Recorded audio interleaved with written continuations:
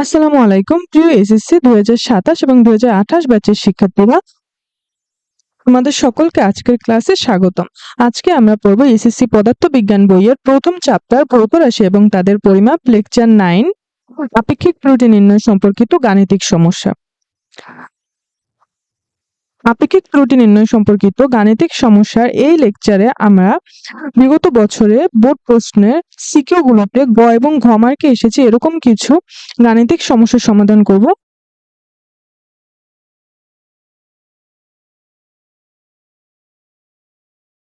বুঝতে পেরেছো? তাহলে চলো শুরু করা যাক আজকের লেকচারটি।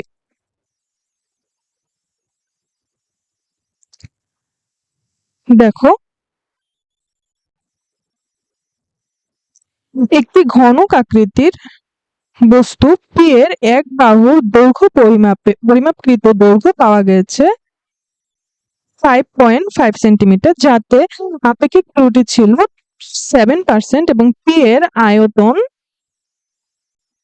এবং এক পৃষ্ঠের ক্ষেত্রফল পরিমাপে আপেক্ষিক ত্রুটির তুলনা করতে বলা হয়েছে। তাহলে পরিমাপকৃত দৈর্ঘ্য যেহেতু দেয়া আছে, আমরা এখান থেকে পরিমাপকৃত ক্ষেত্রফল এবং আয়তন বের করতে পারবো। শুরুতে আমরা ক্ষেত্রফলের আপেক্ষিক ত্রুটিটা বের করব। তাহলে পরিমাপকৃত দৈর্ঘ্য থেকে আমরা বের করতে পারি পরিমাপকৃত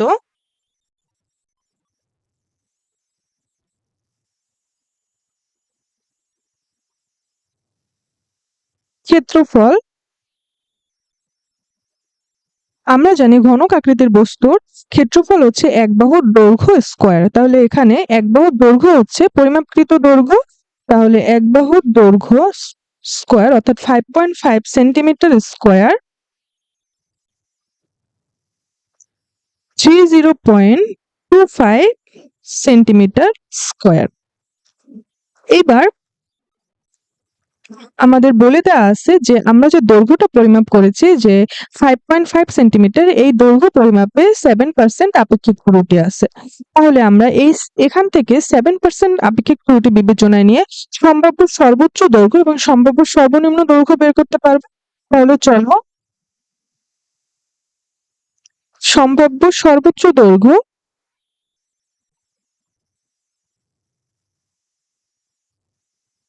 L max is equal to L plus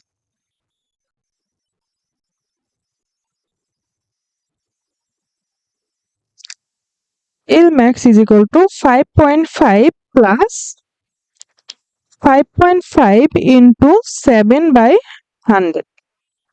answer আসবে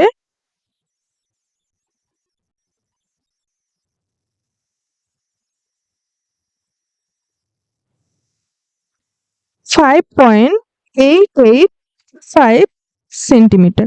আবার সম্ভাব্য সর্বনিম্ন দৈর্ঘ্য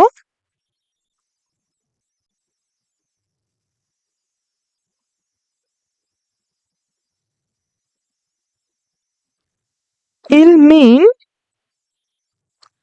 5.5 minus 5.5 into 7/100।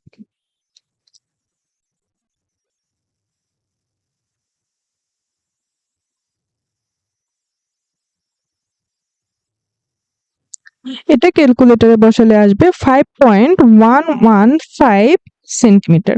তাহলে এখানে আমরা সম্ভাব্য সর্বোচ্চ দৈর্ঘ্য এবং সম্ভাব্য সর্বনিম্ন দৈর্ঘ্য বের করলাম। এই সম্ভাব্য সর্বোচ্চ দৈর্ঘ্য এবং সম্ভাব্য সর্বনিম্ন দৈর্ঘ্য থেকে আমরা সম্ভাব্য সর্বোচ্চ ক্ষেত্রফল এবং সম্ভাব্য সর্বনিম্ন ক্ষেত্রফল বের করতে পারবো। তাহলে চলো আমরা সম্ভাব্য সর্বনিম্ন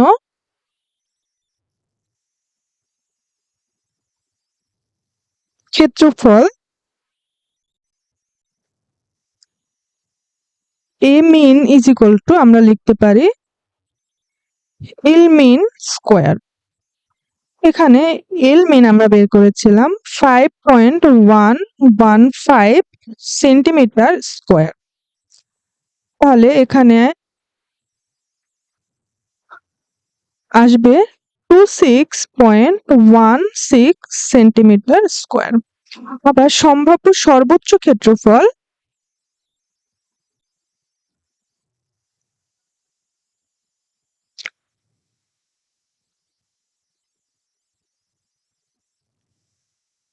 এ ম্যাক্স ইজ ইকুয়াল টু আমরা লিখব এল ম্যাক্স স্কোয়ার। এখানে এল ম্যাক্স আমরা পেয়েছিলাম 5.885 সেন্টিমিটার স্কোয়ার।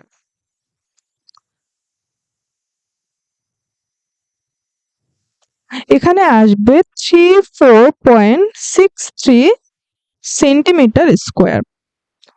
এখান থেকে আমরা সম্ভাব্য সর্বোচ্চ ক্ষেত্রফল এবং সম্ভাব্য সর্বনিম্ন ক্ষেত্রফল বের করলাম। এখন আমরা দৈর্ঘ্য পরিমাপে 7% ত্রুটি বিবেচনায় নিয়ে আমরা ক্ষেত্রফল পরিমাপে সর্বোচ্চ কতটুকু চূড়ান্ত ত্রুটি হতে পারে এবং সর্বনিম্ন কতটুকু চূড়ান্ত ত্রুটি হতে পারে সেটা বের করব। তাহলে দৈর্ঘ্য পরিমাপে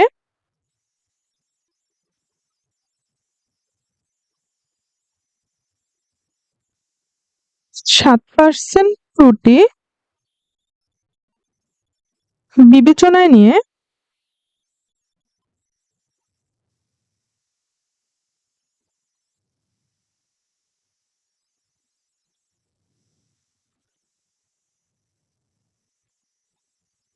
ক্ষেত্রফল পরিমাপে সর্বোচ্চ চূড়ান্ত ত্রুটি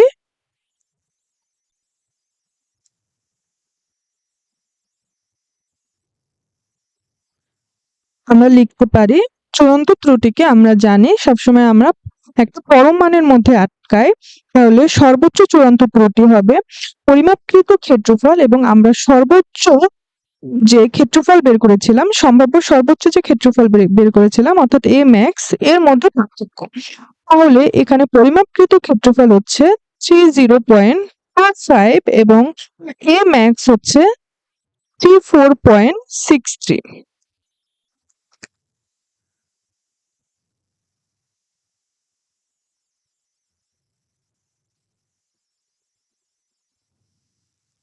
এখানে আনসারটা আসে -4.38, কিন্তু যেহেতু আমরা পরম মানের মধ্যে আটকালাম আমাদের এই ঋণাত্মক সাইনটা ধনাত্মক হয়ে যাবে, অর্থাৎ আমাদের আনসার হবে 4.38 সেন্টিমিটার স্কোয়ার। আবার সর্বনিম্ন চূড়ান্ত ত্রুটি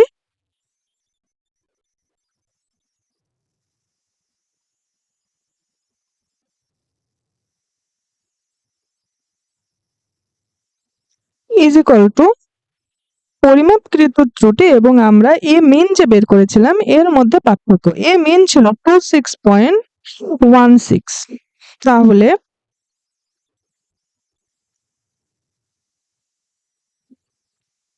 আনসার হবে 4.09 সেন্টিমিটার স্কোয়ার। তাহলে এবার আমরা এক পৃষ্ঠের ক্ষেত্রফল পরিমাপে আপেক্ষিক ত্রুটি বের করব। তাহলে এক পৃষ্ঠের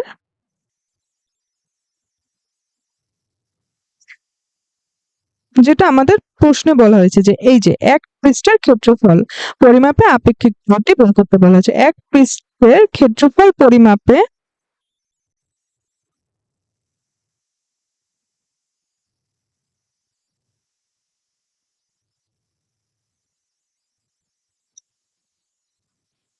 আপেক্ষিক ত্রুটি, আমরা জানি আপেক্ষিক ত্রুটি হচ্ছে চূড়ান্ত ত্রুটি এবং পরিমাপকৃত মানের মধ্যে পার্থক্য। তাহলে এই যে আপেক্ষিক ত্রুটি বের করার ক্ষেত্রে আমরা যে চূড়ান্ত ত্রুটিটা নিয়ে হিসাব করি সেই চূড়ান্ত ত্রুটিটা হচ্ছে আমরা সর্বোচ্চ যে চূড়ান্ত ত্রুটি বের করি সেটা। এখানে আমাদের সর্বোচ্চ চূড়ান্ত ত্রুটি হচ্ছে 4.38 centimetre square.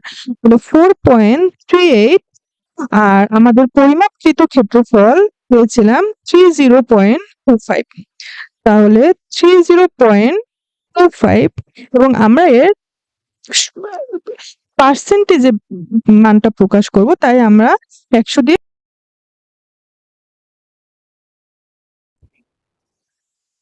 4.38 divided by 30.25 into 100, answer হবে 14.47%। এইবার আমরা আয়তন পরিমাপে আপেক্ষিক ত্রুটি বের করব। তাহলে আমাদের শুরুতে পরিমাপকৃত আয়তন বের করতে হবে। তাহলে পরিমাপকৃত আয়তন,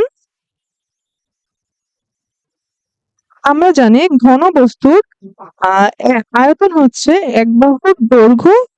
তাহলে এখানে পরিমাপকৃত এক বাহুর দৈর্ঘ্য দেয়া আছে 5.5 সেন্টিমিটার। তাহলে 5.5 কিউব হচ্ছে 166.37 সেন্টিমিটার কিউব। আবার এখানে আমরা যেহেতু সম্ভাব্য সর্বোচ্চ দৈর্ঘ্য এবং সম্ভাব্য সর্বনিম্ন দৈর্ঘ্য বের করেছিলাম, এখান থেকে আমরা সম্ভাব্য সর্বোচ্চ আয়তন এবং সম্ভাব্য সর্বনিম্ন আয়তন বের করতে পারবো। তাহলে সম্ভাব্য সর্বনিম্ন আয়তন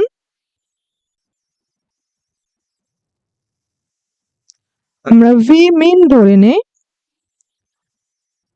তাহলে আমরা সম্ভাব্য সর্বনিম্ন দৈর্ঘ্য পেয়েছিলাম 5.115 সেন্টিমিটার কিউব। এখানে মানটা আসবে 5.115 কিউব হচ্ছে 1.33.82 সেন্টিমিটার কিউব। আবার আমরা সম্ভাব্য সর্বোচ্চ আয়তন বের করব। এটাকে আমরা ধরবো ভি ম্যাক্স। তাহলে আমরা সম্ভাব্য সর্বোচ্চ দৈর্ঘ্য পেয়েছিলাম 5.885 সেন্টিমিটার, 5.885 সেন্টিমিটার কিউব। এখানে মানটা যে 5.885 কিউব 203.81 সেন্টিমিটার কিউব।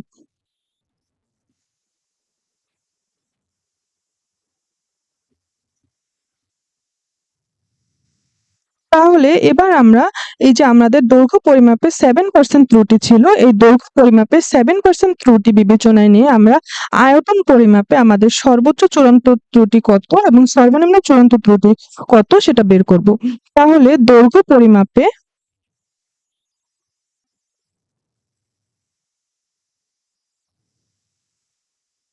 7% ত্রুটি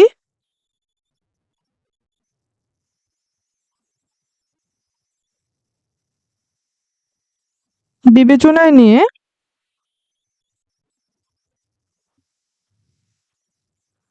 আয়তন পরিমাপে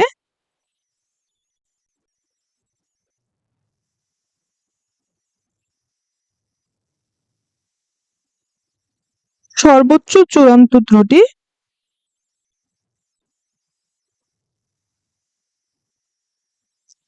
হবে আমরা যে পরিমাপকৃত আয়তনটা বের করেছিলাম এবং আমরা যে সর্বোচ্চ আয়তন বের করেছি ভি ম্যাক্স, এর মধ্যে পার্থক্য। তাহলে পরিমাপকৃত মান হচ্ছে 1.66.37 মাইনাস ভি ম্যাক্স হচ্ছে 203.81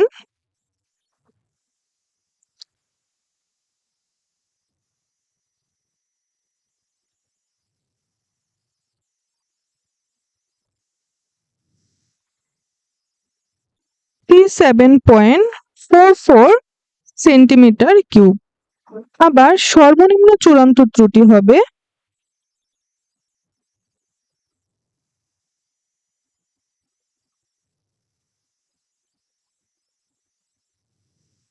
আমাদের পরিমাপকৃত মান এবং আমরা যে ভি মিন বের করেছিলাম এর মধ্যে পার্থক্য। তাহলে ভি মিন বের করেছিলাম 133.82,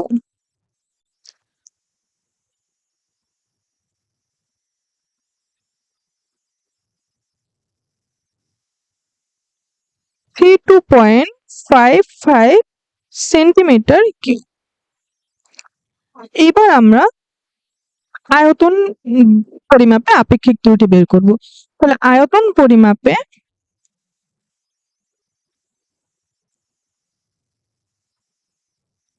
আপেক্ষিক ত্রুটি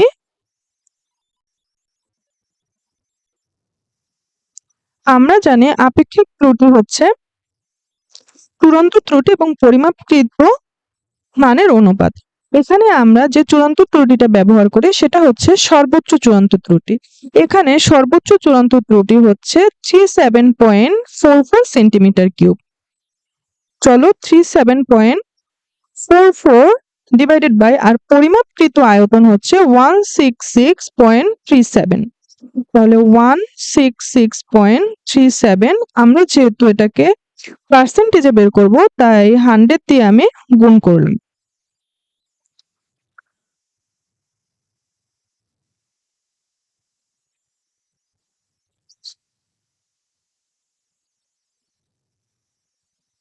এটা ক্যালকুলেটরে বসালে আসবে 22.50%। অর্থাৎ আমাদের এক পৃষ্ঠের ক্ষেত্রফল পরিমাপে আপেক্ষিক ত্রুটি হচ্ছে 14.47% এবং আয়তন পরিমাপে আপেক্ষিক ত্রুটি হচ্ছে 2.50%। তাহলে আমরা যেহেতু আমাদের প্রশ্ন বলা হয়েছে যে এক পৃষ্ঠের ক্ষেত্রফল পরিমাপে আপেক্ষিক ত্রুটি এবং আয়তন পরিমাপে আপেক্ষিক ত্রুটি এই দুইটার মধ্যে তুলনা করতে বলতে পারি যে আয়তন পরিমাপে আপেক্ষিক ত্রুটি এক পৃষ্ঠের ক্ষেত্রফল পরিমাপে আপেক্ষিক ত্রুটির তুলনায় বেশি।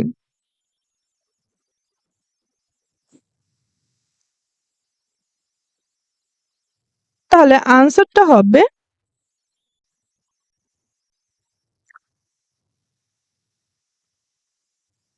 আয়তন পরিমাপে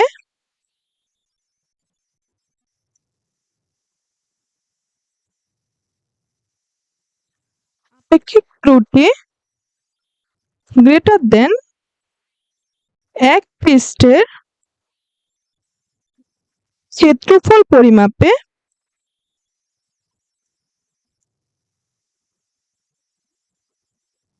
আপেক্ষিক ত্রুটি।